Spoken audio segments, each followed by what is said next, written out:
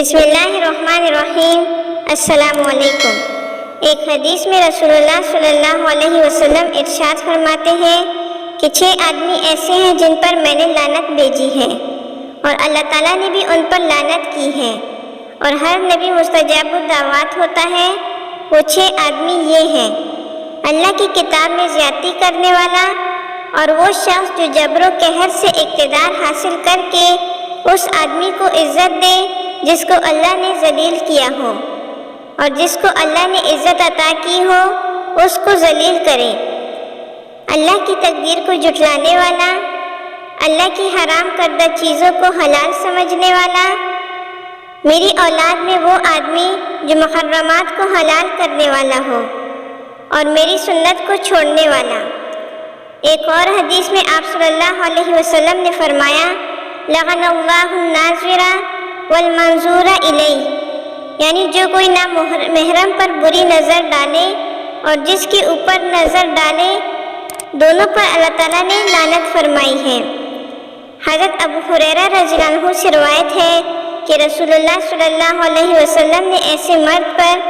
لعنت کی ہے جو عورت کا لباس پہنے، اور ایسی عورت پر لعنت کی جو مرد کا لباس پہنے۔ حضرت عائشہ رضی اللہ عنہا سے کسی نے عرض کیا کہ ایک عورت مردانہ جوتا پہنتی ہے۔ حضرت عائشہ رضی اللہ عنہا نے فرمایا کہ اللہ کے رسول صلی اللہ علیہ وسلم نے ایسی عورت پر لعنت کی ہے جو مردوں کے طور طریق اختیار کرے۔ حضرت ابن عباس رضی اللہ عنہ سے روایت ہے کہ رسول اللہ صلی اللہ علیہ وسلم نے لعنت کی ان مردوں پر جو عورتوں کی طرح شکل و صورت بنا کر ہجڑے بنے، اور لعنت کی ان عورتوں پر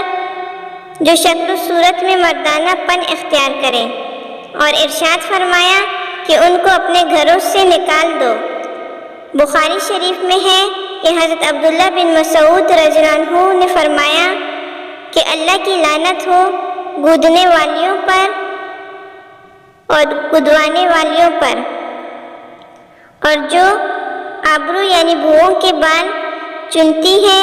تاکہ بھوئیں باریک ہو جائیں، اور خدا کی لعنت ہو ان عورتوں پر جو حسن کے لیے دانتوں کے درمیان کشادگی کرتی ہیں، جو اللہ کی خلقت کو بدلنے والی ہیں، اور ساتھ ہی ہمارے چینل کو سبسکرائب کرتے ہیں۔